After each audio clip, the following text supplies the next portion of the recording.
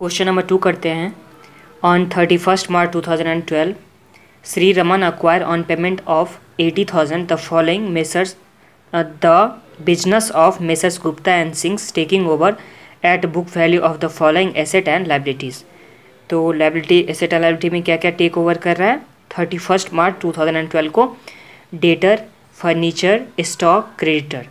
फिर there was no changes between 1st January 2012 and 31st March 2012 in the book value of the asset and liability not taken over। आगे हैं the same set of book has been continued after the acquisition and no entries of the acquisition have been passed except for the payment of 80,000 made by Sri Raman। आगे हैं from the following balance sheet and trial balance prepare business purchase account, profit and loss account for the year ended 31st December 2012 and balance it at that date। तो ये हो गया हम लोग को बनाना है। आगे में है बैलेंस शीट दे रखा हुआ है। बैलेंस शीट में क्या क्या है? Furniture, investment, insurance policy, stock, debtor. फिर लाइबिलिटी साइड में कैपिटल, श्री गुप्तास का कैपिटल है, फिर श्री सिंह का, उसके बाद बैंक लोन, फिर क्रेडिटर, तो ये दे रखा हुआ है। फिर on 31st December 2012 the trial balance, तो उस दिन में ट्रायल बैलेंस में क्या क्या दे रखा हुआ है? आइटम, ट्रायल बैलेंस का आइटम क्या क्या दे रखा हुआ है? तो ये देखिए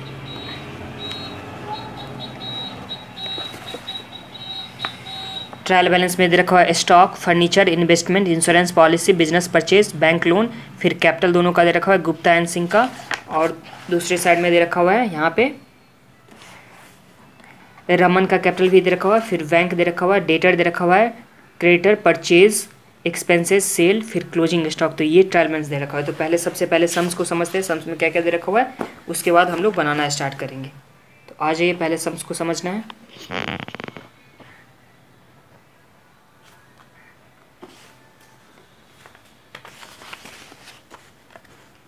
क्वेश्चन नंबर 2, 31st March 2012 को अक्वायर कर रहा है। यहाँ पे 31st March 2012 को फर्म को अक्वायर कर रहा है और परचेज कंसिडरेशन कितना पे कर रहा है? 80,000। तो यहाँ तक तो कोई प्रॉब्लम नहीं है।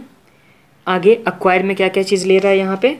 तो debtor, furniture, stock and creditor, जिसका डेटर का कितना 35 के, उसके बाद 3 के, उसके बाद 46 के, फिर 10 के। तो ये इतना टेक ओवर कर रहा है।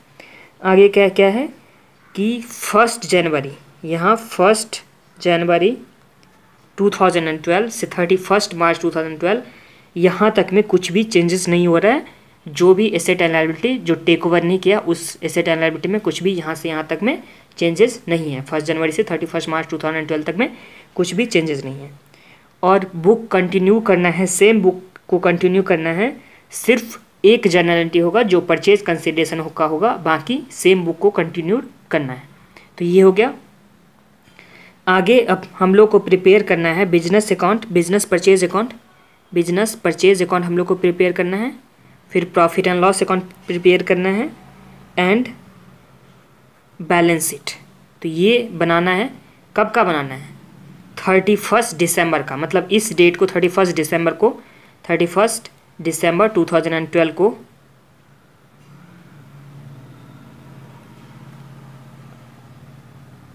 अच्छा 31 दिसंबर 2012 को। तो यहाँ लास्ट में हम लोग को बनाना है बिजनेस परचेज अकाउंट। ये तीनों बनाना है लास्ट में 31 दिसंबर 2012 को। तो यहाँ तक तो कोई प्रॉब्लम नहीं। देखिए 1 जनवरी से लेकर के 31 मार्च तक 2012 तक में कुछ भी चेंजेस नहीं था। इस डेट को एक्विजिशन हुआ था 31/3/2012 को, एंड 31 मार्च जो ईयर एंड होगा, 31 मार्च नहीं 31 दिसंबर जो ईयर एंड होने वाला है, उस दिन में हम लोग को बनाना है business purchase account, profit and loss account, फिर बैलेंस शीट, ये बनाना है। और हम लोग को दे रखा हुआ है दिसंबर 2000 एंड दिसंबर, मतलब यहाँ इस डेट का दिसंबर 2011 के डेट का, इस डेट का हम लोग को पास दे रखा हुआ है बैलेंस शीट। इस डेट का हम लोगों के पास क्या दे रखा हुआ है? Balance sheet. एंड जिस दिन 31 दिसंबर 2012 जिस दिन हम लोग को बनाना है business purchase, profit and loss, balance sheet, उस दिन का क्या दे रखा हुआ है? Trial balance. ये हम लोग के पास इतना इन्फॉर्मेशन सम्स में दे रखा हुआ है। तो चलिए स्टार्ट करते हैं बनाना। एक बार फिर से समझ लीजिए, ये रहा 1 जनवरी या दिसंबर बोल सकते हैं, दिसंबर 2011 या जनवरी। इस दिन के टाइम में हम लोग को क्या दे रखा हुआ है सम्स में, बैलेंस शीट। इस डेट को हम लोग को क्या दे रखा हुआ है सम्स में, बैलेंस शीट दे रखा हुआ है। और यहाँ 31/3/2012 इस डेट को फर्म को अक्वायर कर ले रहा है। इस दिन को फर्म को क्या कर रहा है, अक्वायर कर रहा है। इस डेट में 4 एसेट को एक्वायर किया था, डेटर, फर्नीचर, स्टॉक, क्रेडिटर, उसका वैल्यू दे रखा हुआ है। और यहाँ 1 साल बाद दिसंबर 2012 को हम लोग को बनाना है business purchase account, profit and loss account and balance sheet. इस डेट को हम लोग को क्या दे रखा हुआ है, ट्रायल बैलेंस दे रखा हुआ है। सम्स में बस इतना ही दे रखा हुआ था, इन्फॉर्मेशन में बस ये दे रखा हुआ था। तो चलिए अब आते हैं सॉल्यूशन की तरफ। सबसे पहले सॉल्यूशन में हम लोग क्या निकालेंगे, गुडविल निकालेंगे। तो आ जाइए,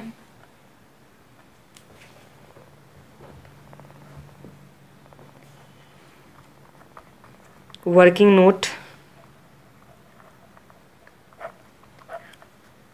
में गुडविल निकालेंगे। तो वैल्यू ऑफ एसेट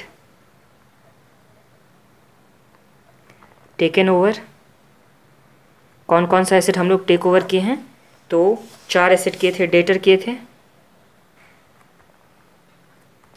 फर्नीचर किए थे, स्टॉक किए थे। तो 3 एसेट हम लोग टेक ओवर किए थे। डेटर कितने में किए थे, 35,000 में।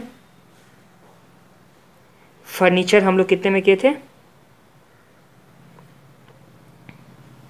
फर्नीचर का था 3,000 में हम लोग किए थे, एंड स्टॉक को 46,000 में। तो ये हम लोग एसेट टेक ओवर किए थे।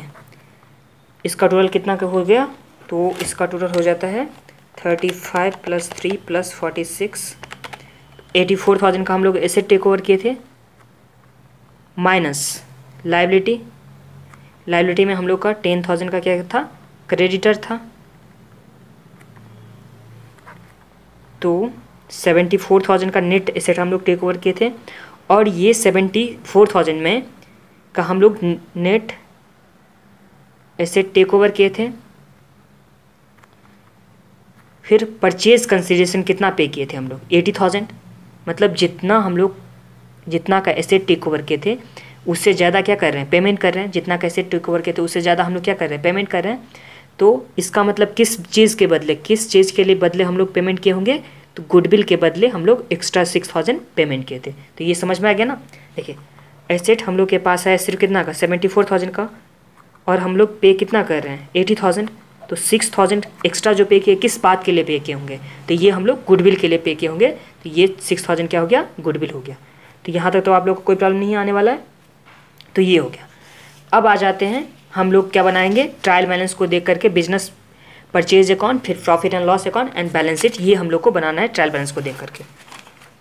तो ट्रायल बैलेंस में क्या क्या दे रखा हुआ है, एकदम स्टार्ट से आइटम से ले जाएंगे, एकदम स्टार्टिंग से, फिर बनाते चलेंगे। चलिए एक ही साथ बना दे रहा हूँ। ये हो गया बिजनेस परचेज अकाउंट, ये हो जाएगा profit and loss account, and यहाँ बैलेंस शीट। ठीक है। अब एक एक आइटम ट्रायल बैलेंस से देखते जाएंगे और उसे पुट करते जाएंगे। तो सबसे फर्स्ट आइटम क्या है, स्टॉक है। स्टॉक कितने का है, 40,000 का। स्टॉक कहाँ जाने वाला है, तो प्रॉफिट एंड लॉस अकाउंट में, profit and loss and trading and profit and loss इसे समझते हैं। तो 2 क्या, ओपनिंग स्टॉक। ये तो आप लोग बहुत बना चुके हैं ना फाइनल अकाउंट 11-12 में, 11 में बना चुके हैं। तो यही है, पोस्टिंग करते चलते हैं 40,000। फिर फर्नीचर दे रखा हुआ है, फर्नीचर दे रखा हुआ है, तो फर्नीचर कहाँ पे जाता है, तो फर्नीचर बैलेंस शीट में 3,000 का। आगे क्या है, इन्वेस्टमेंट है। तो इन्वेस्टमेंट अपने टेक ओवर किए हैं कि नहीं, इन्वेस्टमेंट हम लोग टेक ओवर किए हैं कि नहीं, तो आंसर इज नहीं किए हैं टेक ओवर। तो ये कहाँ चला जाएगा, बिजनेस परचेज अकाउंट में। तो 2 इन्वेस्टमेंट, ये कितने का इन्वेस्टमेंट आ जाएगा, इन्वेस्टमेंट हम लोग का आ जाएगा 5,000 का।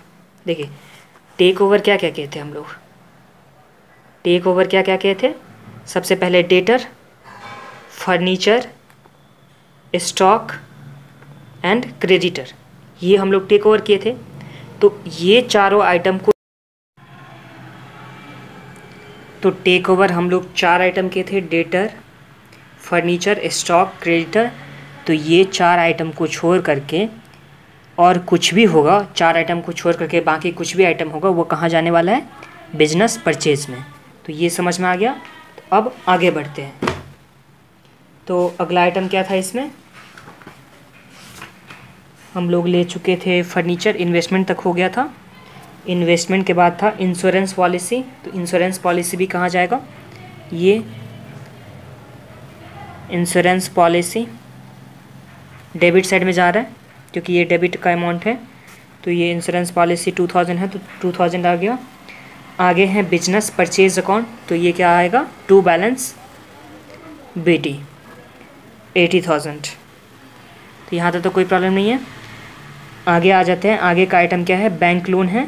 तो बैंक लोन भी कहाँ जाएगा, बैंक लोन क्रेडिट साइड में है तो बाय बैंक लोन 18,000 का। आगे क्या है, कैपिटल दे रखा हुआ है, कैपिटल दे रखा हुआ है, कैपिटल गुप्ता का एंड सिंह का। तो बाय कैपिटल, एक गुप्ता का एंड सिंह का, तो 30,000 एंड 20,000। तो ये आ गया, क्रेडिट का आइटम था तो क्रेडिट में आ गया। ये तो अपने को नहीं लेना था ना। एंड उसके बाद रमन का कैपिटल है। तो रमन तो टेक ओवर कर रहा है बिजनेस, तो इसका कैपिटल तो बैलेंस शीट में जाना चाहिए। तो रमन का कैपिटल आ जाएगा यहाँ बैलेंस शीट में। रमन का कैपिटल कितना दे रखा है, 30,000। तो यहाँ आ जाएगा 30,000। ये जैसे हम लोग 11th में बनाए थे, क्या बनाए थे, फाइनेंशियल स्टेटमेंट, ऐसे कुछ चैप्टर का नाम था, फाइनेंशियल अकाउंट। तो उसी का ये, उसी तरह से जैसे उसमें ट्रायल बैलेंस से हम लोग पोस्ट करते थे, इसी तरह से यहाँ भी पोस्ट कर रहे हैं। बस यहाँ डिफरेंस इसी चीज़ का है कि बस 4 आइटम जो टेक ओवर के थे वही जाएगा बैलेंस शीट में, बाकी जो भी आइटम है उसे हम लोग को कहाँ ट्रांसफ़र करना है, बिजनेस परचेज अकाउंट में। बाकी ट्रेडिंग अकाउंट तो सेम ही रहेगा। फिर नेक्स्ट आइटम है बैंक। तो बैंक कहाँ जाना चाहिए, बैलेंस शीट में जाना चाहिए या बिजनेस परचेज में जाना चाहिए। तो बैंक कहाँ जाएगा, बैलेंस शीट में जाएगा। तो बैंक का कितना है, 3000 है। तो कैश एट बैंक,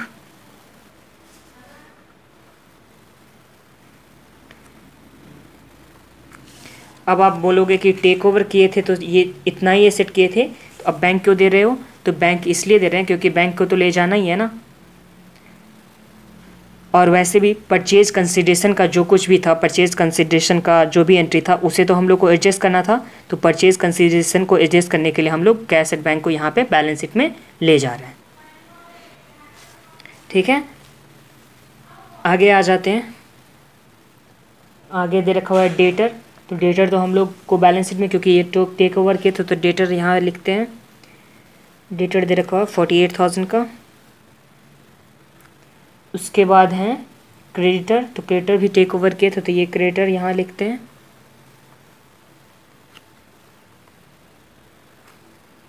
क्रेडिटर के बाद परचेज हैं। तो परचेज कहाँ आता है, ट्रेडिंग में। तो टू परचेज 3,20,000 का है। उसके बाद है एक्सपेंस। तो एक्सपेंस भी कहाँ जाएगा, trading and profit and loss में। टू एक्सपेंस, ये है 12,000 का। उसके बाद दे रखा हुआ है सेल्स। तो ये सेल्स भी कहाँ जाएगा, प्रॉफिट एंड लॉस में, बाय सेल्स 4 लाख का। आगे है क्लोजिंग स्टॉक। तो क्लोजिंग स्टॉक ट्रायल बैलेंस के बाहर है, इसका डबल इफेक्ट होता है। तो बाय क्लोजिंग स्टॉक 50,000 एंड यहाँ भी क्लोजिंग स्टॉक क्या आ जाएगा, स्टॉक 50,000। तो ये हो गया। अब हम लोग जो गुडविल निकाले थे फर्स्ट में, वर्किंग नोट में क्या निकाले थे, गुडविल निकाले थे, उसका डबल इफेक्ट देना है। तो गुडविल कहाँ जाएगा, बैलेंस शीट में, क्योंकि हम लोग बिजनेस परचेज को एडजस्टमेंट करना था। तो इसके वजह से गुडविल कहाँ जाएगा, बैलेंस शीट में जाएगा। तो बैलेंस शीट में 6,000 एंड इसका डबल इफेक्ट देना है। तो एक बैलेंस शीट में, एक दूसरा कहाँ पे देंगे हम लोग, बिजनेस परचेज में। तो बैलेंस शीट में डेबिट साइड में दिए हैं, तो बिजनेस परचेज में कहाँ देंगे, क्रेडिट साइड में, बाय गुडविल 6000 ये आ गया।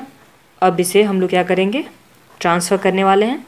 तो चलिए ट्रांसफ़र करते हैं, टैली करते हैं और ट्रांसफ़र करते हैं। तो 80,000 प्लस 5,000 प्लस 2,000, तो ये आ गया हम लोग का 87,000 माइनस 18,000 माइनस 30,000 माइनस 20,000 माइनस 6,000। तो यहाँ 30,000 का 13,000 का हम लोग का क्या हो गया, बाय प्रॉफिट एंड लॉस। तो यहाँ क्या आ जाएगा, ये हम लोग को लॉस हो गया तो इधर आ जाएगा बाय प्रॉफिट एंड लॉस। तो ये आ गया टू बिजनेस परचेज 13,000 का।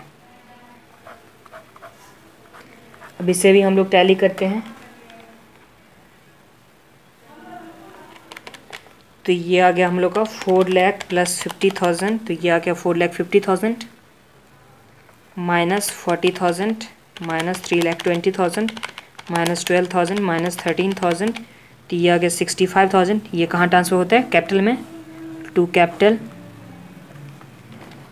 To profit transfer to capital account, Raman के कैपिटल में। तो कैपिटल में आ जाएगा प्लस प्रॉफिट 65,000। इस तरह से टोटल कैपिटल कितना आ जाएगा, 65,000 प्लस 30,000। तो ये आ गया 95,000। अब बैलेंस शीट को भी टोटल कर लेते हैं। 95,000 प्लस 15,000, तो ये आ गया 1,10,000। एंड इसे भी टोटल करते हैं, फर्नीचर को 3,000 प्लस 6,000 प्लस 50,000 प्लस 48,000 प्लस 3,000। तो ये हम लोग का कितना आ गया, 1,10,000। ये समझ में आ गया।